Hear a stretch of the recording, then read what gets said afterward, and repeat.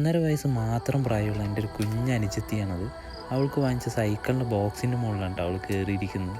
അവൾ ഒരു കണക്കിന് ആ ബോക്സിൻ്റെ മുകളിൽ നിന്ന് താഴെ ഇറക്കി ബോക്സ് പൊട്ടിച്ചപ്പോൾ അവൾ ആ ബോക്സിൻ്റെ ഉള്ളിലുള്ള സാധനങ്ങൾ കൊടുത്ത് അങ്ങോട്ടും ഇങ്ങോട്ടും നടത്തുമായി.